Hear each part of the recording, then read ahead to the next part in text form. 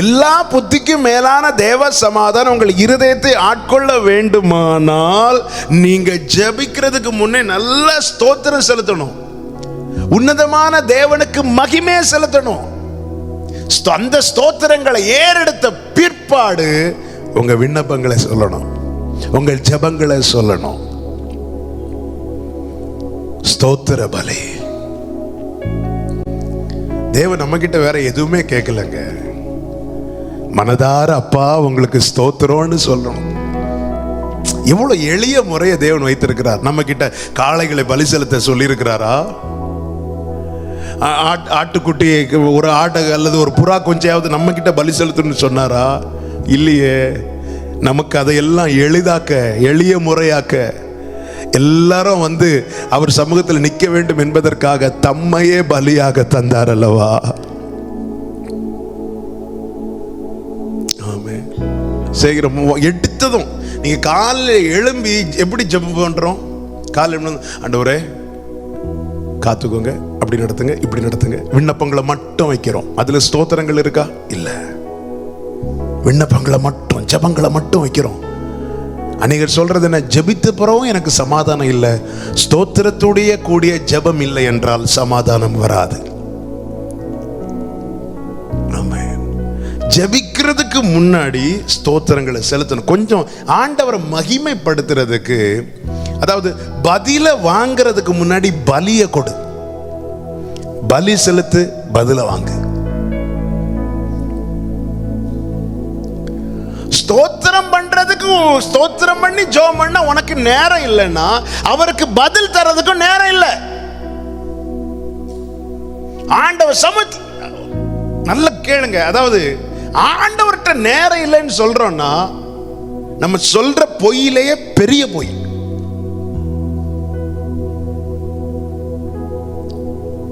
ஆண்டவரே எனக்கு டைம் இல்லை ஆண்டவரே இப்படி சொல்றோம்னா, அதாவது நேரத்தை தந்ததே அவர் தான்.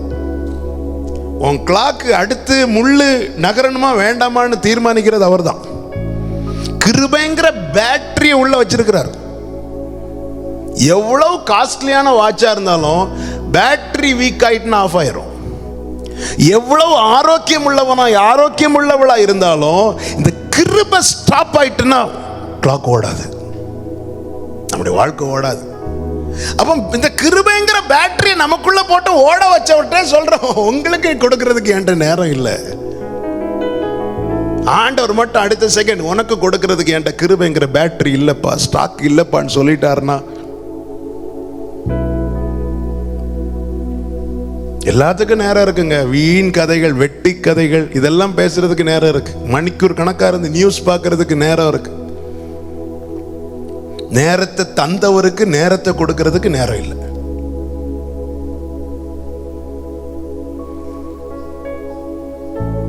பாரத்தோடு பேசிக் கொண்டிருக்கிறேன். ஆண்டவர் சமூகத்தில் இருந்து மனதார ஸ்தோத்திரம் பண்ணி எத்தனை நாள் ஆச்சு? ஒருத்தங்க ஏதோ ஒரு காரியத்தை செய்யும் போது அவங்கள ரொம்ப புகழ்றோமே மனுஷங்கள் எல்லாம். அதாவது ஆண்டவரை வந்து இப்படி புகழ்ந்து, இந்த கேள்விக்கு நீங்க கையும் தூக்கண்டா, நீங்களே உங்களுக்குள்ள இந்த கேள்வியை கேட்டு, ஆமே நான் இந்த கேள்வி என்னையும் முன்னிறுத்தி நான் சொல்லி கொண்டிருக்கிறேன். அதான் சொன்னேன் அல்லவா, ஒரு தகப்பன், ஒரு வாலிபன், ஒரு ஊழியன், எல்லாரையும் நோக்கி இந்த வார்த்தைகள் வந்து கொண்டிருக்கிறது. மனதார் அவரை பிரைஸ் பண்ணி தாவீது சொல்றாரு, உம்முடைய நீதி நியாயங்கள் நிமித்தமாக நான் 7 தரம், ஒரு நாளில் 7 தரம் உம்மை துதிக்கிறேன். எனக்கு ஆலோசனை தந்த கர்த்தரை நான் துதிக்கிறேன். கர்த்தர் எனக்கு நன்மை செய்தபடியால் நான் அவரை பாடுவேன். அப்ப எதுக்கெல்லாம் துதிக்கிறார் பாருங்க, அவருடைய வார்த்தைகளின் நிமித்தம். அடுத்து அவர் தந்த ஆலோசனைகள். நம்ம அற்புதத்துக்கு மட்டும் ஸ்தோத்திரம் சொல்லுவோம். ஆலோசனை தந்தா என்னடா அற்புதத்தை எதிர்பார்த்த ஆலோசனை தரார். தாவீது அப்படி கிடையாது. ஆலோசனை தந்த கர்த்தரை நான் துதிப்பேன். ராக்காலங்களில் என் உள்ளிந்திரியங்கள் என்னை உணர்த்தும். நான் அதை இப்படி புரியும்படி சொல்ல விரும்புகிறேன். அவர் தந்த ஆலோசனை நிமித்தமாய் நான் ஒருவேளை துதிக்க மறந்துட்டேன்னா என் உள்ளம் என்னை தட்டும். எவ்வளோ அழகாக நடத்தினார் உன்னை இன்னைக்கு. வலதுபுறம் இடதுபுறம் சாயும் போது இதில் நடன்னு சொல்லி உனக்கு எவ்வளோ நல்ல ஆலோசனை தந்து நடத்தினார். சவுலின் ஈட்டிக்கு தப்ப உனக்கு ஆலோசனை தந்தார் அல்லவா? சத்ருவின் மறைவான கண்ணிகளுக்கு நீங்களாக்க உனக்கு ஆலோசனை தந்து உன் கால் சிக்காதபடி நடத்தினாரே. இப்படி துதிக்காம தூங்குறியே அப்படின்னு சொல்லிட்டு என் உள்ளிந்திரியங்கள் என்னை உணர்த்தும். உடனே நான் எழும்பி துதிப்பேன். படுக்கையிலே உம்மை நினைக்கின்றேன், ராஜாமத்தில் தியானிக்கின்றேன். படுக்கையிலே உம்மை நினைக்கின்றேன், ராஜாமத்தில் தியானிக்கின்றேன். சுவையான உணவை உண்பது போல் திருப்தி அடைகின்றேன். சுவையான உணவை உண்பது போல்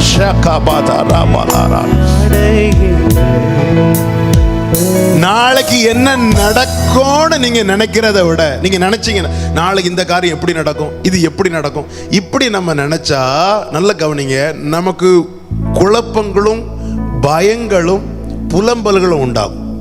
நடக்கிறத நினைக்காதீங்க, நடத்துகிறவரை நினைங்க.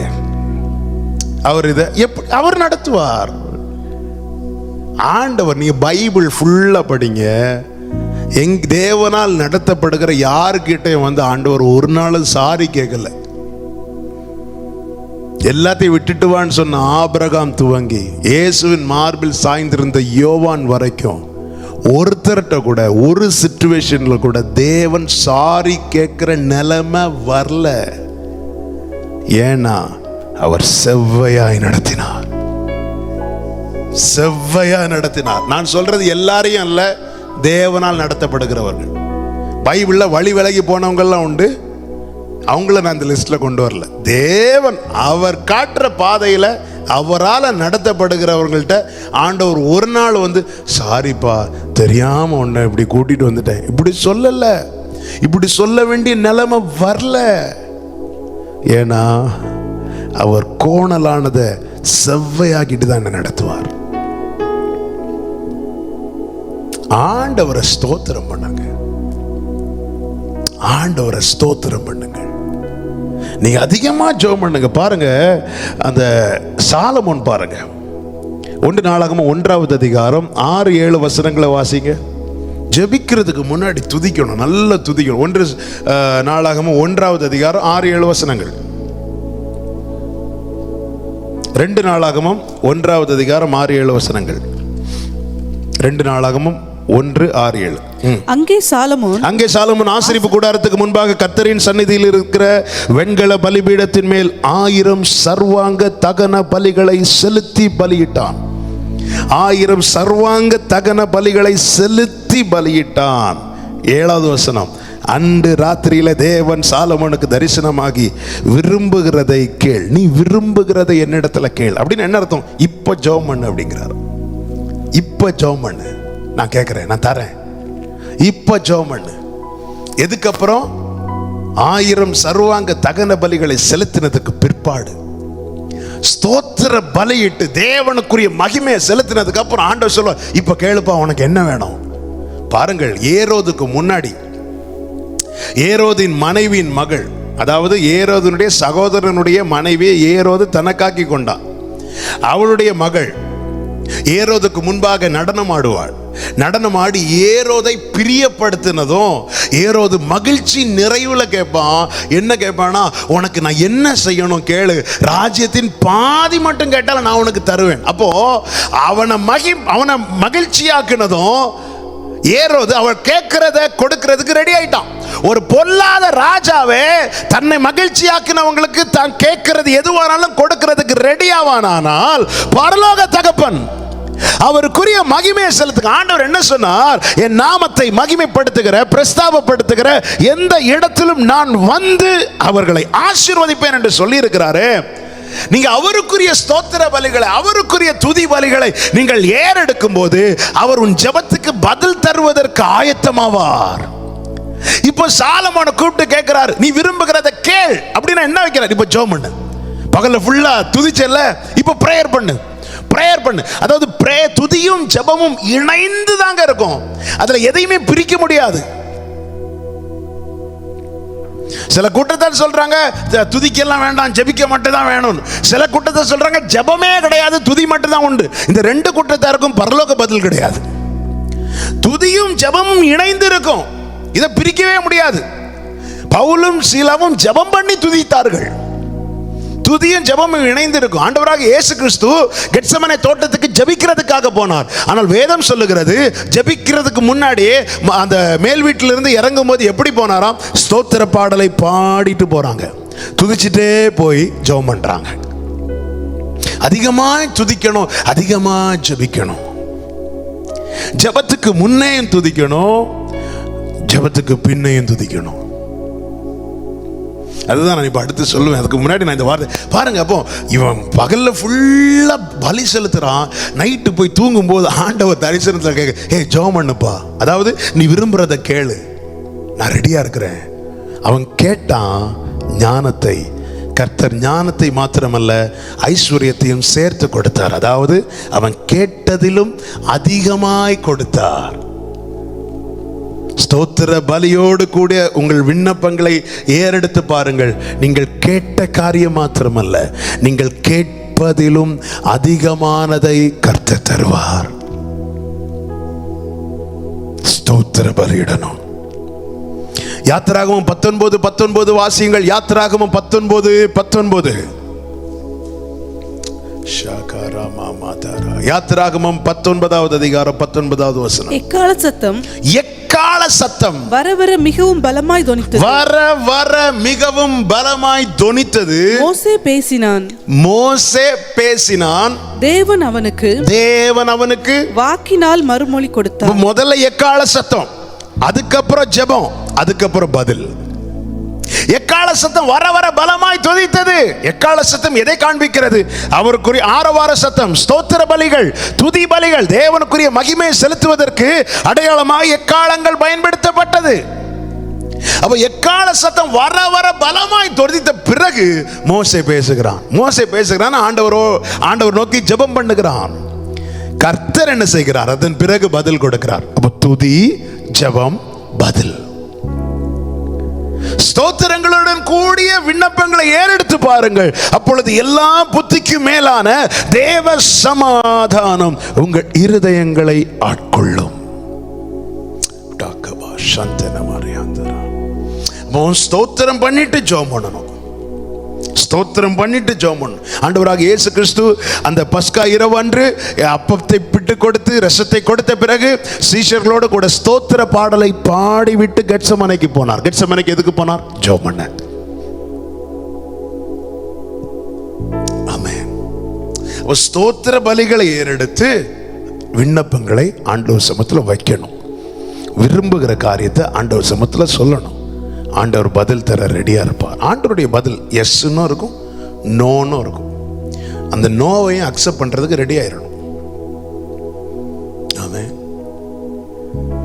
ஹல்லேலூயா. நடத்தி வந்த பாதைகளை நினைக்கும் போதெல்லாம் கண்ணீரோடு நன்றி சொல்லி துதிக்கிறேன் ஐயா.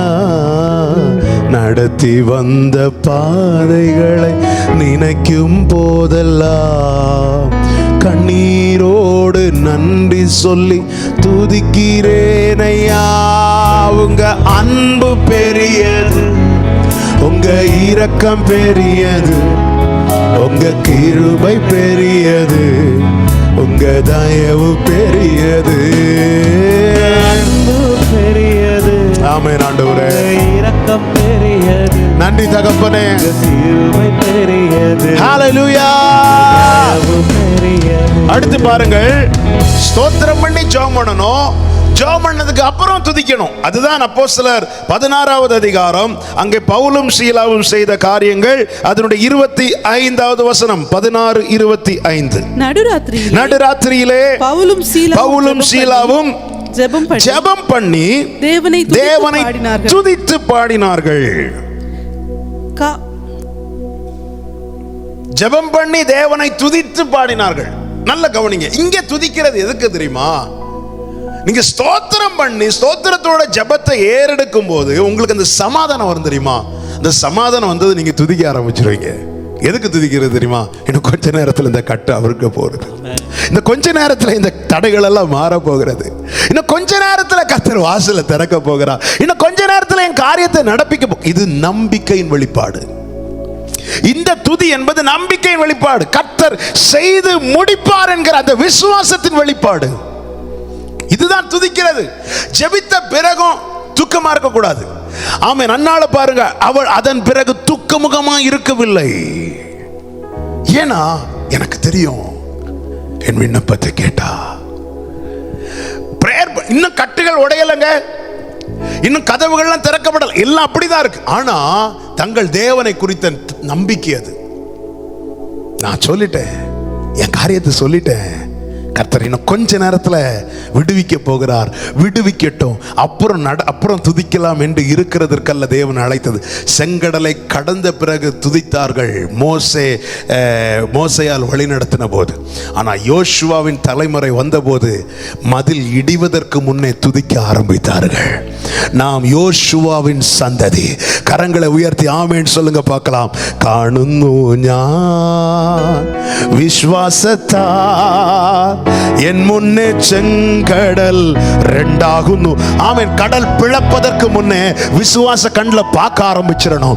ஆமென். ஜனங்கள் எல்லாம் கடலை தடையாய் பார்க்கும் போது ஆமென் நாம எப்படி பார்க்கணும் அப்படின்னா, இது இன்னும் கொஞ்ச நேரத்தில் ரெண்டா பிளக்க போகுது. அப்படி நீங்க பார்க்க ஆரம்பிச்சிட்டீங்கன்னா நீங்க துதிக்க ஆரம்பிச்சிருவீங்க. ஜெபம் பண்ணுங்கள். ஜெபம் பண்ணதுக்கு அப்புறம் அப்படியே உட்கார்ந்துடாதீங்க, ஆண்டவரை பிரைஸ் பண்ணுங்க. ஜெபிக்கிறதுக்கு முன்னாடியும் பிரைஸ் பண்ணுங்க, ஜெபித்ததற்கு பின்னாடியும் பிரைஸ் பண்ணுங்க. அதுதான் சொல்லப்பட்டிருக்கிறது. எல்லாவற்றிலையும் ஸ்தோத்திரம் செலுத்துங்கள். என் ஜெபத்துக்கு பதில் கர்த்தர் தருவாருங்கிற நம்பிக்கை இருக்குமா? ஸ்தோத்திரம் பண்ணுங்க. ஹல்லேலூயா, ஹல்லேலூயா,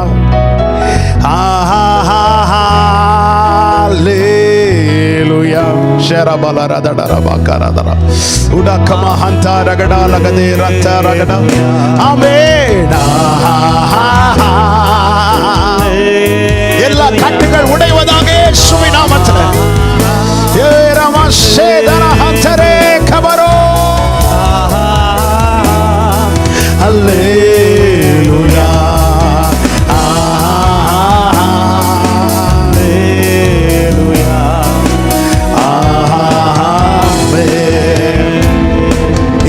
பாடி துதி செய்து கொண்டிருக்கையில் பாடி துதித்து பாடிக்கொண்டே இருக்கிறாங்க. ஏன்பா துதித்து பாடுற? ஏன்னா நான் என் அப்பா சமூகத்தில் என் கண்ணீரை ஊட்டிட்டேன், என் விண்ணப்பங்களை வச்சுட்டேன். எனக்கு நம்பிக்கை இருக்கு, இந்த விண்ணப்பங்களின் சத்தத்துக்கு என் தகப்பன் செவி கொடுப்பார். என் ஜெபத்தை கர்த்தர் கேட்பார் நம்பிக்கை இருக்கிறவங்க துதிப்பாங்க. ஜெபித்ததுக்கு பிறகு துதிப்பாங்க. அதாவது நம்ம ஜெபங்கள்லாம் முடிச்சுட்டு கடைசியில் சொல்ற ஒரு வார்த்தை உண்டு, என்ன தெரியுமா? என் ஆத்துமாவே கர்த்தரை ஸ்தோத்திரி. இது ஜெபத்தை முடிப்பதற்காக பயன்படுத்துகிற சொல்லாய் மாத்திரம் எடுக்கக்கூடாது. ஆமென். அது என்ன? கர்த்தர் என் ஜெபத்தெல்லாம் கேட்டுட்டாரு, அதுக்கு பதில் தருவார். எனவே ஆத்துமாவே கர்த்தரை ஸ்தோத்திரி, முழு உள்ளமே அவருடைய பரிசுத்த நாமத்தை ஸ்தோத்திரி. இது ஜெபித்ததுக்கு பிறகு நம்ம சொல்றோம்ல, நம்ம அறிந்து சொல்றோமோ அறியாம சொல்றோமோ, ஆனா இனி நீங்க சொல்லும் போது எஸ் லார்ட், உண்மையா சொல்லுங்க. அவர் செய்த சகல உபகாரங்களையும் மறவாது. ஆமென். ஜெபிக்கிறதுக்கு முன்னாடி ஸ்தோத்திரத்தோடு அந்த விண்ணப்பங்களை கொண்டு வரணும். விண்ணப்பங்களை ஏறடி எல்லாவற்றையும் தெரியப்படுத்துங்கள் தான் பைபிள்ல இருக்கு. அதாவது எப்பவுமே பிரேயர் முடிச்சிட்டு நம்ம என்ன யோசிக்கணும்னா, எல்லாத்தையும் சொல்லிட்டேனா, எல்லாத்தையும், அதாவது எல்லா புத்திக்கும் மேலான தேவ சமாதானம் உங்கள் இருதயங்களையும் உங்கள் சிந்தைகளையும் ஆட்கொள்ளும். அப்படிதான் இருக்கு. அப்போ இருதயத்தில் இருக்கிற பாரங்கள், அது எல்லாத்தையும் சொல்லிடணும். சிந்தையில வந்து வந்து போகுது இல்ல, அதையும் சொல்லணும். எல்லாவற்றையும் தெரியப்படுத்துங்கள்னா நம்ம டைரியில் எழுதி வச்சிருக்கிற 5 பிரேயர் குறிப்பு மட்டும் இல்லை, நம்ம இருதயத்துக்குள்ளே கடந்து குழம்பிட்டு இருக்கு தெரியுமா, அது எல்லாத்தையும் சொல்லணும். சிந்தையிலே வந்து அலட்டிட்டு இருக்கலாம், அது எல்லாத்தையும் சொல்லணும். A to Z எல்லாத்தையும் சொல்லுங்க. எல்லாத்தையும் முதல்ல தெரியப்படுத்துங்க. நம்ம தெரியப்படுத்துறோமா? இல்ல, நம்ம ஸ்டாண்டர்டா ஒரு 4 பாயிண்ட், ஒரு 2 பாயிண்ட். நீங்க ஆண்டவர் அதை நீங்க பிரைஸ் பண்ணும்போது, துதிக்கும் போதே, அதாவது உள்ள மறைஞ்சிருக்கிறதெல்லாம் வெளியே வருங்க, அந்த இருதயத்தில் அப்படியே வரும். அதெல்லாம் சொல்லிட்டே இருக்கு. ஆண்டவரே இப்படி இருக்குப்பா, இது வருதுப்பா, இந்த காரியம் என்ன போட்டு அலட்டுது ஆண்டவரே, இந்த காரியம் ஆண்டவரே, இது எனக்கு ரொம்ப பாரமா இருக்கு ஆண்டவரே அப்பா, இப்படி சொல்லி சொல்லி சொல்லி சொல்லி சொல்லி சொல்லி ஸ்தோத்திரத்தோடு இதெல்லாம் தெரியப்படுத்தும் போது அந்த சமாதானம், ஒரு புறம் நீங்க இதை வெளிப்படுத்த தேவ சமாதானம் அப்படி நதி போல உங்க இருதயத்தில் பாயும். அந்த சமாதானம் வந்ததுக்கு அப்புறம் அப்படி துதிக்க ஆரம்பிப்பீங்க.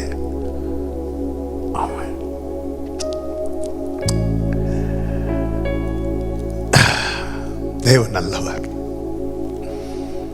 தேவனை மகிமைப்படுத்துங்க. இங்கே இவர்கள் துதித்த போது சிறைச்சாலையின் அஸ்திபாரங்கள் அசையும்படியாக பூமி மிகவும் அதிர்ந்தது. பொதுவாக பார்த்துருக்கீங்களா, நல்ல ஹெவி வால்ட் ஸ்பீக்கர்லாம் வச்சு பாட்டு போடும்போது ஜன்னல்லாம் உடஞ்சிரும் இல்லை? கேரளாவில் பல ஆண்டுகளுக்கு முன்பதாக பெட்ரா அப்படின்னு ஃபாரின்லேருந்து ஒரு பேண்ட் வந்து ப்ளே பண்ணாங்க. எத்தனையோ வாட்ஸ், பெரிய கிரவுண்டில் எத்தனையோ 1000 வாட்ஸ் ஸ்பீக்கர் போட்டாங்க. போட்டுட்டு மீட்டிங் தொடங்கல, மீட்டிங்கு முன்னாடி சவுண்ட் செக் பண்ணுறாங்க.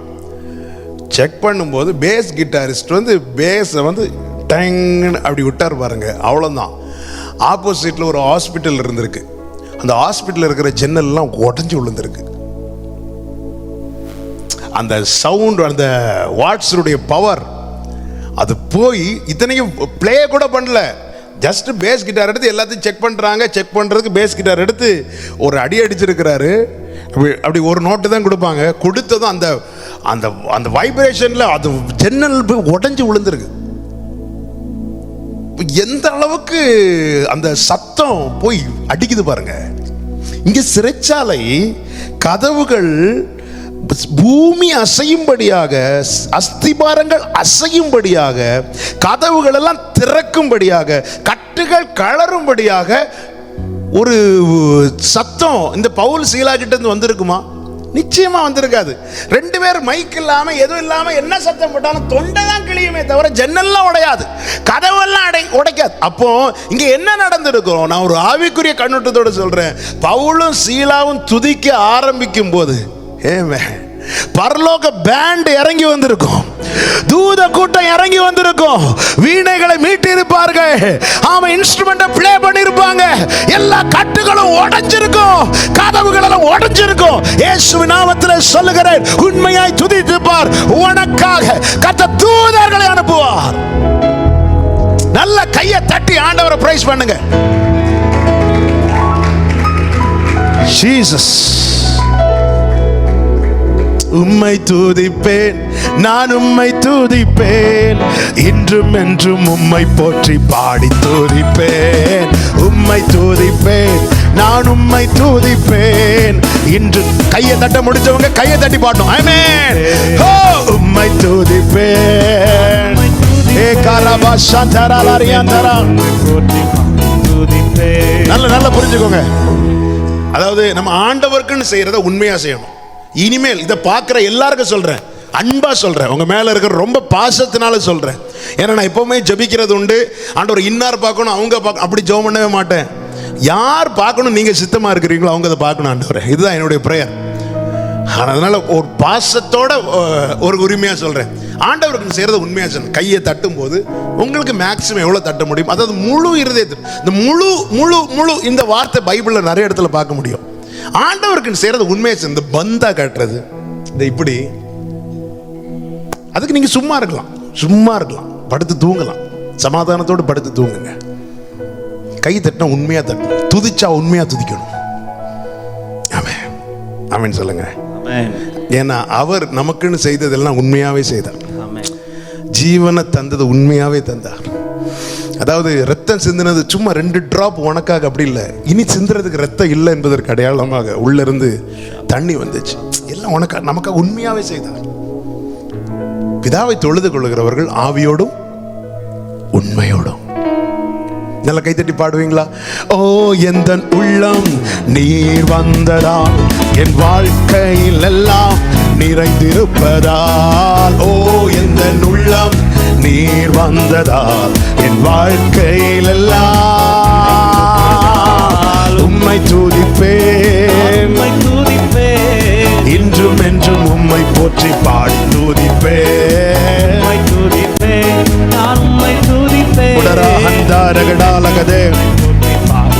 ஆமென் ஆமென். ஓ எந்த உள்ளம் நீர் வந்ததா என் வாழ்க்கையில் எல்லாம் நிறைந்திருப்பதா. ஏ மஹந்தா ரகடா லகதே. ஆமென். ஜெபிக்கிறதுக்கு முன்னே ஸ்தோத்திரம், ஜெபித்த பிறகும் ஸ்தோத்திரம். எப்பவுமே துதிக்கிறதுக்கு ரெடியா இருந்துக்கணும். அந்த துதிகளின் நடுவுல நம்ம ஜெபங்கள் இருக்கணும். ஆமென். அப்ப அந்த விண்ணப்பங்களை, அதாவது விண்ணப்பங்கள் அவருக்கு ஏற்றதாய் மாறும், அவருக்கு உகந்ததாய் மாறும், அவருடைய சமூகத்தில் போய் நிற்கும். நான் திருப்பி சொல்லுகிறேன், ஜெபிப்பதற்கு முன்னே ஸ்தோத்திரம், ஜெபித்த பிறகும் ஸ்தோத்திரம். இப்படி நீங்க மாற்றி பாருங்கள் உங்களை. அப்பொழுது நம்முடைய விண்ணப்பங்கள் நேரம் சமூகத்தில் போய் தடையில்லாம போய் நிற்கும், உகந்ததா போயிருக்கும். ஹல்லேலூயா. கரங்களை உயர்த்தி ஆண்டவருக்கு மகிமை. அது மாத்திரம் இல்லை, ஒரு காரியம், நிறைய நேரம் இல்லை, நான் ஒரே ஒரு காரியத்தை கூட நான் சொல்லி நான் ஜெபிக்கிற 2 ராஜாக்களின் புஸ்தகம் 3வது அதிகாரம். Thank you Holy Spirit. Hallelujah. சமாரியாவுக்கு அகைன்ஸ்டா யோசபாத், யூதாவின் ராஜா யோசபாத், இஸ்ரவேலின் ராஜா யோதோமின் வழியாக புறப்பட்டு போவாங்க. அப்போ யோதோமின் ராஜாவும் கூடிக்கொள்வார்கள். ஏதோமின் ராஜா. இப்போ இவங்க மூவரும் போகும்போது வனாந்திர வழியாக போகிறாங்க. அங்கே தண்ணீர் இல்லாமல் போயிட்டு உடனே இஸ்ரவேலின் ராஜா கதறுவான், ஐயோ இங்கே 3 ராஜாக்களை கர்த்தர் கொண்டு வந்து மோவாபியர் கையில் ஒப்பு கொடுத்துட்டாரே அப்படின்னு சொல்லிட்டு மோவாபியருக்கு அகேன்ஸ்டாக போவாங்க. அழும்போது யோசபாத் சொல்லுவார், இங்கே கர்த்தருடைய தீர்க்கதரிசி எங்கே இருக்கிறாரு, அவர்கிட்ட கர்த்தருடைய வார்த்தை இருக்குன்னு சொல்லி எலிசா கிட்ட வருவாங்க. எலிசா கிட்ட வரும்போது எலிசா வார்த்தையை கொடுப்பார் பாருங்க. அந்த வாக்குத்தத்தம் என்ன? 17வது வசனம். நீங்கள் காற்றையும் காண மாட்டீர்கள், மழையையும் காண மாட்டீர்கள், ஆனாலும் நீங்கள் உங்கள் ஆடு மாடுகளுக்கும் உங்கள் மிருக ஜீவன்களும் குடிக்கும்படிக்கு இந்த பள்ளத்தாக்கு தண்ணீரால் நிரப்பப்படும் என்று கர்த்தர் சொல்லுகிறார். என்ன ஒரு வார்த்தை இல்ல? காற்றையும் காண மாட்டீங்க, மழையும் காண மாட்டீங்க, ஆனா தண்ணீர் உண்டாகும். இப்போ வாக்குத்தத்தத்தை வாங்கியாச்சு, தீர்க்க தரிசன வார்த்தையை பெற்றுக்கொண்டாச்சு. பெற்றுக்கொண்ட பிறகு என்ன செய்தார்கள் பாருங்கள், 20வது வசனம். மறுநாள் காலமே பலி செலுத்தப்படும் நேரத்தில் இதோ தண்ணீர் ஏதோம் தேசம் வழியாய் வந்ததினால் தேசம் தண்ணீரால். வாக்குத்தத்தத்தை எப்போ சுதந்தரித்தார்கள்? படுத்து தூங்கி கொண்டிருந்த போதல்ல, பலி செலுத்தப்படும் நேரத்தில் உரைத்ததை நிறைவேற கண்டார்கள். உரைக்கப்பட்ட வார்த்தை நிறைவேறுவதை தங்கள் கண்களால் கண்டார்கள். எப்பொழுது? பலி செலுத்தப்படும் நேரத்தில். என கேட்கிற அன்பு சகோதரா சகோதரி, வாக்குத்தத்தங்களை ஜெபித்து பெற்றுக் கொண்டிருக்கிறோமே, வாக்குத்தத்தம் கிடைச்சிட்டா இனி துதிக்க ஆரம்பிச்சிருங்க, இனி ஆராதிக்க ஆரம்பித்து விடுங்கள். தேவனிடத்திலிருந்து வார்த்தையை பெற்றுக்கொள்ள தேவ சமூகத்தில் கண்ணீரோடு காத்திருங்கள். வார்த்தை கிடைத்து விட்டதா, இனி துதிக்க ஆரம்பிச்சிருங்க. வாக்குத்தத்தத்தை வாங்கிட்டு அசதியாகிறாதே, வாக்குத்தத்தத்தை பெற்றுக்கொண்டு நிர்விசாரமா இருக்காதே. ஆண்டவர் செய்வான்னு சொல்லிட்டு நீ அசதியா இருக்காத, நீ நிர்விசாரமா இருக்காத. வேதம் என்ன சொல்லுகிறது? அவர் அதை புகழ்ச்சியாக்கும் வரைக்கும். அந்த வசனத்தை வாசியுங்கள். நம்ம ஜெபிக்க போகிறோம். ஏசாயா 62வது அதிகாரம். Glory be to Father. 62வது அதிகாரத்தின் 7வது வசனம். 6-7 வசனங்களை வாசியுங்கள். அவர் எருசலேமில் 6-7 வசனங்கள். எருசலேமே, உன் மதில்கள் மேல் பகல் முழுவதும் ரா முழுவதும் ஒரு கால் மௌனமாயிராத ஜாமக்காரரை கட்டளையிடுகிறேன். ஜாமக்காரரை கட்டளையிடுகிறேன், கர்த்தரை பிரஸ்தாபம் பண்ணுகிறவர்களே, கர்த்தரை துதிக்கிறவர்களே, கர்த்தரை மகிமைப்படுத்துகிறவர்களே, நீங்கள் அமெரிக்கையா இருக்கலாகாது. அவர் எருசலேமை ஸ்திரப்படுத்தி பூமியிலே அதை புகழ்ச்சியாக்கும் வரைக்கும் அவரை அமர்ந்திருக்க விடாதிருங்கள். அவரை அமர்ந்திருக்க விடாதிருங்கள். ஆமென். வார்த்தை கிடைச்சிட்டு காற்றையும் காண மாட்டேன், மழையும் காண மாட்டேன். யோசபாத்து, இனி நீங்க என்ன செய்ய போறீங்கன்னு கேட்டா, யோசபாத் சொல்ல, நாங்க பலி செலுத்த போகிறோம், நாங்க துதிக்க போறோம். இந்த வனாந்திரத்துல எங்களோடு பேசுகிற ஒரு கர்த்தர் உண்டு, அவர் சொன்னதை செய்கிறவர். நாங்க துதிக்க போகிறோம். அவங்க பலி செலுத்தி கொண்டிருக்கும் போது தண்ணீர் வந்தது. துதிக்கிறவன் துதித்து கொண்டிருக்கும் போதே சொல்லப்பட்ட வாக்குத்தத்தம் நிறைவேறுவதை காண்பான். சொன்னதை செய்திடும் தகப்பன்னவர் நம்புவே நீ